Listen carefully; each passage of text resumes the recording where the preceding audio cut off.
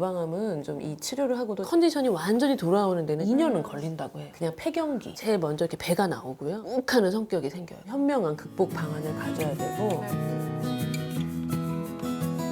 자, 우리 이수연 교수님 모시고 유방암 얘기하고 있는데요. 이제 네 번째 마지막 시간입니다.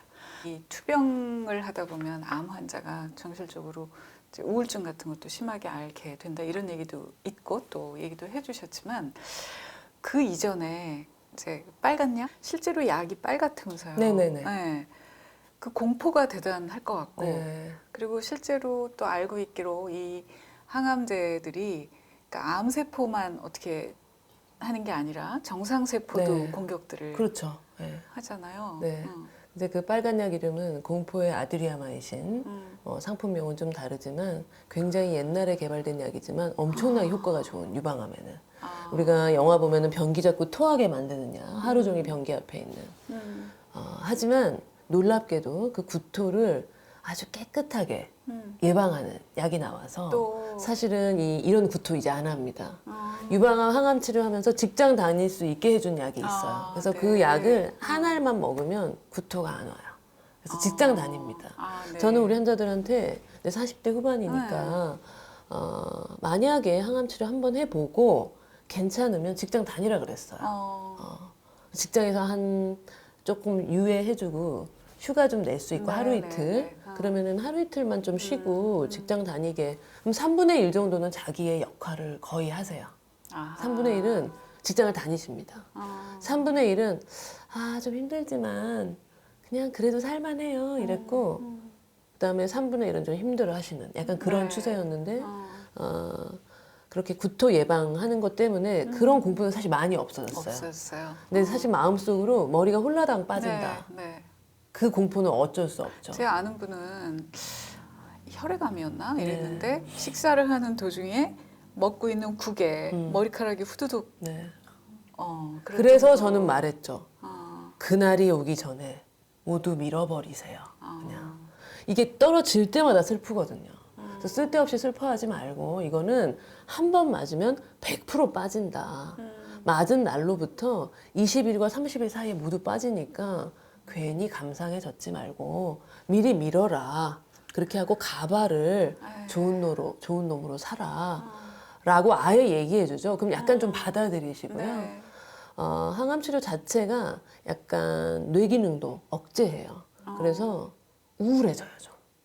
암도 내가 생각만 해도 우울한데 약제도 우울하고 머리 떨어지는 거 보면 더 우울하고 그래서 약간 그런 요인을 다 미리 차단하라고 그러니까 시키고 알고 있죠. 이게 네. 맞닥뜨리면 좀 그럼요. 그렇구나 네. 이렇게 할 수가 있으니까. 네, 그렇게 권고하는 편입니다. 네. 우울함이 또 이 치료가 하는 데만 힘들고 우울하지 않고요. 유방암은 좀 이 치료를 하고도 제가 생각하기에 1년 이상 그게 가요. 그리고 진짜 컨디션이 완전히 돌아오는 데는 2년은 걸린다고 해요. 그 사이에 굉장히 면역성이 좀 많이 떨어져 떨어지고. 있게 돼요. 특히 유방암 환자들은 이 호르몬의 기능, 특히 젊을수록 이 난소에서 호르몬 나오는 거 억제해주는 게 재발을 억제하는 것과 직접 연관이 있기 때문에 이 난소 기능 억제해주는데 그러다 보니까 그냥 폐경기 상태인 거예요. 젊은 네. 사람들도. 네. 그럼 폐경기가 되면은 제일 먼저 이렇게 배가 나오고요. 그 다음에 욱하는 성격이 생겨요. 막 네. 굉장히 화가 나고 막 뭐 짜증이 갱년기, 나고 갱년기 증상. 그거를 젊은 여자들이 계속 그러니까 항암 치료보다 더 힘들다는 거예요. 이 욱하고 짜증나고 기운 없고 무기력하고 밤에 잠 못 자고 또 사실은 부부관계도 너무 하고 싶지 않고 그러나 남편은 아니 이제 치료한 지가 언젠데 2년이나 됐는데 왜 아직도 부부관계를 거부하는 거야. 뭐 이런 그 기간 동안에 아주 현명한 극복 방안을 가져야 되고 네. 그래서 훨씬 환자들이 치료 끝나고 많이 힘들어요. 그래서 그런 아주 정서적으로 정신적으로 건강해지려면 또 1년은 있어야 되는 것 같다. 이 방송을 남편분들도 좀 많이 보시면 좋겠다는 생각이 들고 선생님께서 이제 환자들에게 얘기하실 때 결혼을 한 분이면 반드시 남편 같이 오라 그래서 네. 미리 얘기를 해주고 네. 계시죠? 그럼요. 근데 네. 놀랍게 잘 안 와요. 그리고 일단 뭐 일단 우리 진료하는 시간 자체가 또 이제 회사 다니는 시간이고 네. 일하는 시간이다 보니까 못 오시는 건 이해하고 모든 암은 진단 받으면 가능한 가족들을 모두 오시게 해서 네. 처음에 이 병에 대해 설명하고 예후나 예상되는 어려움들을 같이 나누고 근데 이제 유방암은 특히 우리나라의 유방암의 역학적 특성상 40대 후반의 여성들이 많으니까 이제 50대 초반의 남성들이 남편인 경우가 많을 것이고 그랬을 때는 사실은 꼭 와서 최초의 진단 때는 아니더라도 중간에 꼭 오시라고 했었죠. 네. 그리고 일단은 그 나이가 부부관계를 거의 안 하는 나이는 아니기 때문에 사실은 남편으로서는 그런 거에 대한 욕구나 혹은 그런 게 있어요. 설명. 언제까지 부부관계를 안 해야 되냐, 해야 되냐. 그런 과정을 좀 그 건강하게 하는 데에는 네. 좀 이렇게 카운셀러가 네. 좀 있어야 될 것 같아서 네. 사실 그런 의미로 정신과를 좀 권고해 드리기도 합니다. 네. 약 때문에 병 때문에 여러 가지 원인으로 많이 좀 처져 있거든요. 그래서 네. 예전보다는 조금 받아들이는 편이시고 또 잠을 잘 못 자거든요 이때. 맞아요. 그래서 좀 수면 장애를 돕는 쪽으로 유도해서 하시면 그리고 약물의 도움으로 딱 트리거가 돼서 좋아지면 이게 또 한 번 괜찮으면 괜찮아지잖아요 마음이라는 게. 그렇죠. 그래서 그런 도움을 좀 적극적으로 요즘은 권고하고 있습니다. 그 조금 전으로 돌아가면 가족들 말고 예를 들면 일을 하는 분의 경우에는 직장에 주위 분들에게 내가 암이야 이거를 알리라고 얘기를 해주세요. 어떻게 하세요? 또 본인들은 알리는 거에 적극적입니까? 아니면 이러는 편인가요? 제가 받은 느낌은 안 알리고 싶어 하는 것 같았어요. 네. 일단 주변 동료들한테 나 때문에 일을 더 많이 하게 될 수도 있으니 힘들어도 내가 그냥 당하고 하겠다. 그런 그러니까 미안함도 있고 책임감도 있고요. 또 하나는 승진 같은 거. 아. 내가 이런 데서 배제될 수 있다. 그래서 네. 가능하면 숨기려고 하는 그런 분들이 많은 것 같아요. 네. 또 하나는 좀 나를 너무 색다른 네. 시선으로 보게 돼서 일부러 말할 필요는 없지 않는가. 그런데 제가 되게 좋은 경험이 있었는데 회사에 있을 때 부서에 어린 동료가 이제 병에 걸려 30대인데 위암이라서 말을 안 해도 모두 알 수밖에 없었어요. 왜냐면 너무 쪽 빠져가지고 나타나니까. 근데 이제 그 부서의 총책임자가 저한테 와서 그걸 상의하더라고요.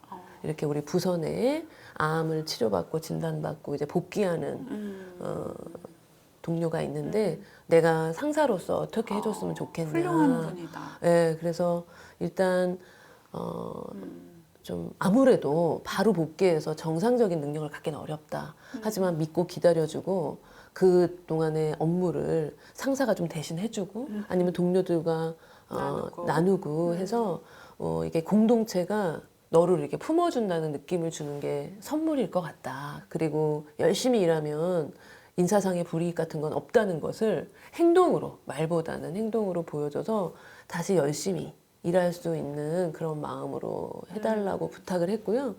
사실 그렇게 그 이행기가 있잖아요. 암 환자에서 또 복귀하고 직접 이런 이행기가 있는데 그 이행기를 좀 잘 넘겨줘야 되는 것 같아요. 제 생각에 그게 6개월 정도 이 사람이 복귀하고 그러니까 상사가 되게 또 중요하고요. 좀 그런 좋은 모습이었었습니다. 그때. 그래서 우리가 이제 그 꼭 본인이나 가족뿐만 아니라 그러니까 암 환자가 늘고 있다는 거는 내 주변에 그가 뭐 선배일 수도 후배일 수도 친구일 수도 혹은 같은 직장에서 일하는 동료일 수도 있는데 그럴 때 우리가 어떻게 뭘 해줘야 되는지에 대해서도 굉장히 유익한 말씀인 것 같습니다. 이게 조금 다른 얘기인데요. 그 일본 의사 중에 곤도 마코토 그 양반이 왜 그 당신의 암은 가짜 암이다. 저는 책을 읽어보지는 않았는데 킵하기는 했어요. 그러니까 그 양반 얘기 아시죠? 죄송한데 잘 모르겠습니다. 그 양반 얘기가 대부분의 암은 가짜 암이라는 거예요. 그래서 이거는 꼭 수술하고 치료하지 않아도 괜찮아. 그리고 진짜 암은 치료가 안 돼. 어차피 안 돼. 뭐 이런 얘기예요. 네. 저는 동의할 수 없습니다. 네. 조금만 더 얘기해. 과학에 이제 현대의학이 개인의 치료할 수 없는 부분까지도 접근해서 괴롭히는 경우가 있다는 것에 대해서 인정할 수 있습니다. 근데 암은 일단 가짜암이라는 그런 용어 자체가 어떤 의사들 사이에 통용되는 용어는 아니에요. 다만 아까 제가 말씀드린 것처럼 암이 굉장히 오랜 시간 동안 진행되다가 나중에 발견된 결과물이기 때문에 평소에 건강 행동을 하면서 살아야 되는 것이고, 암이 생긴 뒤에도 그런 생활을 하도록 노력해야 되는 것이고, 다만 암세포가 발견됐을 때에는 어쨌든 그 암세포를 제거하기 위해 현대 가이드라인이라는 게 있잖아요. 지침. 그래서 어떤 경우에 수술하고 어떤 경우에는 방사선 치료하고 어떤 경우에는 항암 치료한다. 이 원칙이 있습니다. 환자가 가진 개인적인 어떤 특징, 약에 대한 반응성에 따라서 특정 치료가 환자를 더 힘들게 하는 경우도 있어요. 아마 그런 것들 때문에 무조건적인 현대의학이 옳지 않다라고 하는 반론이 나오고 있다고 생각합니다. 그럼에도 불구하고 저는 대부분의 상황에서는 치료하지 않고 그런 거 있어요. 자연인 이런 데 보면은 그 말씀. 암을 치료하지 않았는데 완치가 네. 됐다. 근데 그런 케이스는 되게 1, 2, 3기 환자들. 1, 2, 3기는 몸 안에 암세포가 있긴 있어요. 그치만 살면서 없어져요. 내 몸의 면역세포가 없어지기도 해요. 1, 2, 3기니까. 자기의 면역세포들이 몸 안에 떠다니는 암세포들을 다 먹어치우면 재발 안 하고 완치되는 거예요. 근데 그렇게 되기까지 시간이 4, 5년이 걸리는 거예요. 그런 걸 알 때까지. 산에서 지내고 막 네. 공기를 마시고 자고 좋은 야채 먹고 완치됐다 하는데 당연히 좋은 생활이고요. 근데 그렇게 했기 때문에 되고 그렇게 안 했으면 안 되는 거인지는 모르는 거고 몸 안에 눈에 보이는 병이 있는 사기 환자인데 치료를 안 하고 놔뒀는데 저절로 그렇게 좋아지는 경우는 없어요.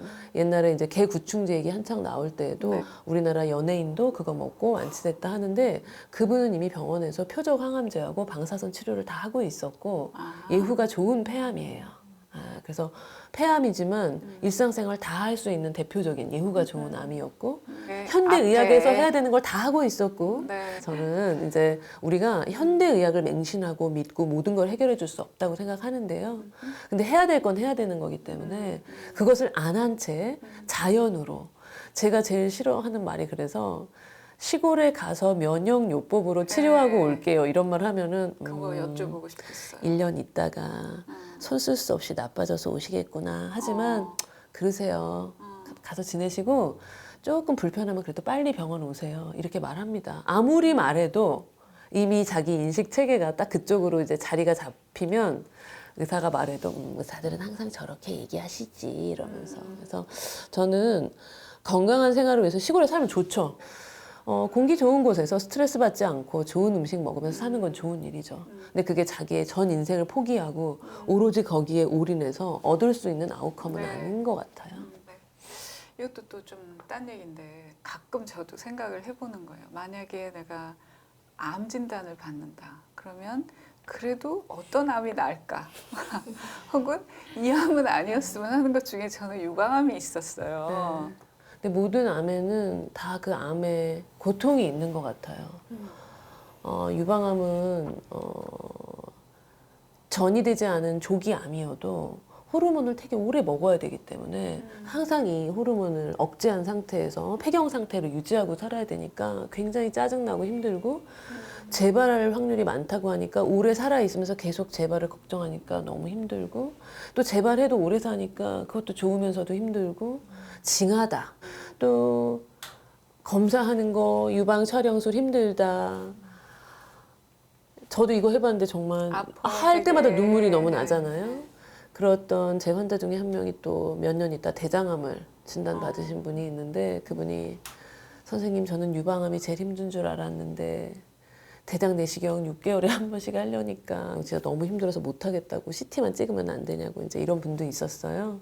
또 한편으로는 이렇게 뭐 두경부암, 입안의 기능이 마비되는 뭐 우리야 목소리가 좀 쉬면은 상관없지만 우리 가수 이문세는 갑상선 수술하고 여기 신경이 손상돼서 목소리가 잘 안 나와가지고 굉장히 좌절에 빠졌다고 하고 피아니스트 서혜경 씨도 여기 겨드랑이 림프절 너무 많이 제거해서 이렇게 피아노를 멋지게 쳐야 되는데 터치가 안 나와가지고 괴로웠다고 하고 그 모든 암이 자기 생활 속에서 자기의 어떤 일상과 연관되는 부분은 정말 저는 100% 고통이라고 생각합니다. 그래서 저는 변비가 심해가지고 나는 진짜 직장하면 안 오면 좋겠다. 항상 그 공포가 있으니까.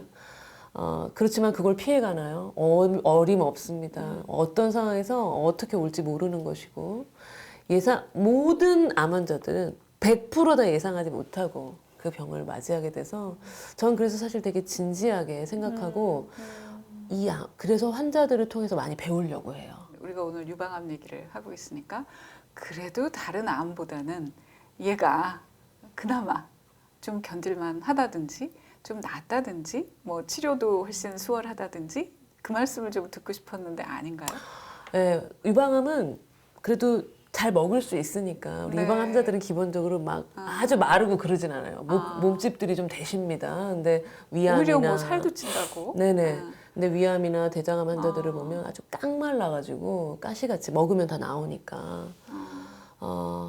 그래서 그런 건 없는 것 같습니다. 그래요? 네, 유방암. 근데 유방암은 아무튼 전 잘 먹을 수만 있어도 더 힘든 환자 많이 보다 보니까 유방암은 그래도 낫다. 근데 그 유방암 환자들한테 이런 말 하면 완전히 네, 몰매 네. 맞습니다. 모든 암은 힘듭니다. 네. 우리나라 의사분들 또 병원의 암 치료 수준이랄까 이런 거는 매우 뛰어난 거죠. 네, 저는 그렇게 생각합니다. 네. 유방암을 예를 들면 우리나라 유방암 외과 선생님들의 실력은 매우 탁월합니다. 그래서 5년 생존율, 수술 후 5년 생존율이 압도적으로 높아요. 다른 나라. 네, 다른 나라에 네. 비해서 매우 우수하다고 생각하고 할 수 없는 게 없는 거죠. 다만 네. 아주 최근에 개발되고 있는 항암제는 한국에 들어오지 않습니다. 그런 것은 한계가 있습니다. 그래서 이제 아주 새로운 항암제로 아주 초기 임상 연구하는 거를 빼고서 일반적인 치료에 있어서는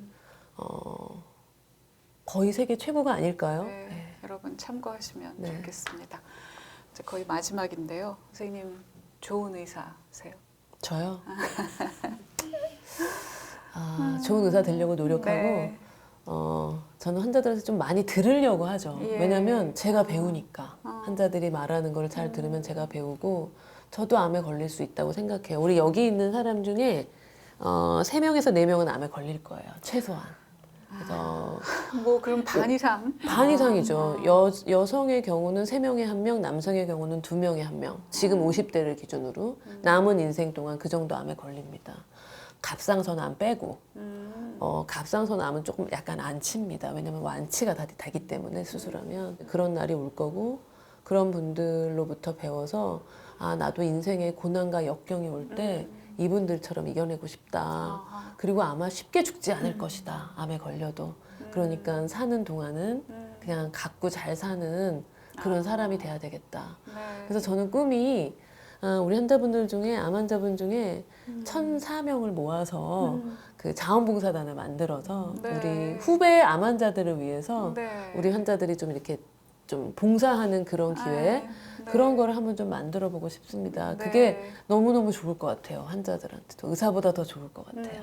그 말씀을 여쭤보려고 그랬어요. 제가 마지막 질문이 지금 암 투병 하고 계신 분들께 해주시고 싶은 얘기 혹은 아직 암은 아닌 건강한 분들인데 또 해드리고 싶은 얘기.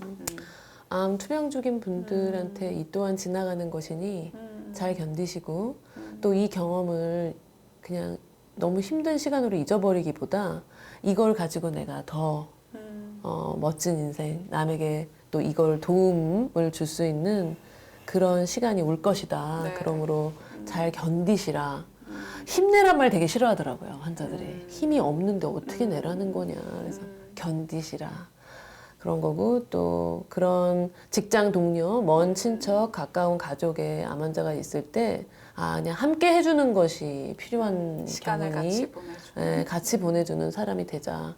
나도 나를 위해서 애쓰려면 몸에 좋다는 거를 먹으려고 하지 말고 열심히 밖에 나가서 운동을 하자.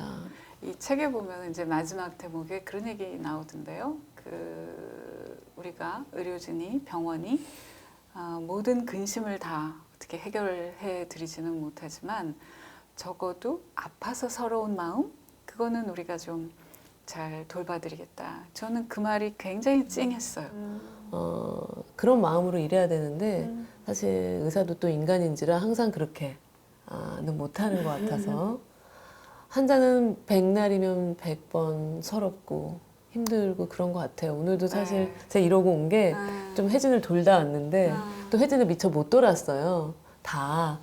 그러면 왜 우리 선생님은 온다는 시간에 안 오고 뭐 또 못 보고 퇴원하시는 분도 있고 그러면 그런 항상 마찰과 빵꾸 속에 사는데 이제 마음이라도 내가 항상 네. 환자분이 힘드실 때는 함께 하겠다라는 걸 느낄 수 있게 해드리려고 노력하고 있습니다. 그 유방암이 뭔지 또 치료를 어떻게 해야 되는지 이런 이제 정보 지식뿐만 아니라 주변에 가족의 친지 있을 때 또 우리는 어떻게 해야 되는지 그리고 이제 건강할 때 평소에 우리가 뭘 어떻게 해야 되는지 하여튼 다각도의 좋은 얘기 들었습니다. 여러분 건강하실 때 지키시고요. 오늘도 날씨가 굉장히 좋으네요. 햇빛 아래 나가서 한번 걸어보시면 좋겠습니다. 자, 우리 이수연 교수님하고 유방암 얘기 나누는데 여기서 마무리하고 다음에 또 좋은 얘기로 찾아뵙겠습니다. 여러분 성어지수 채널 좋으시면 뭐죠? 좋아요, 구독 눌러주시기 바랍니다. 선생님 감사합니다. 네, 감사합니다. 네, 고맙습니다. 네.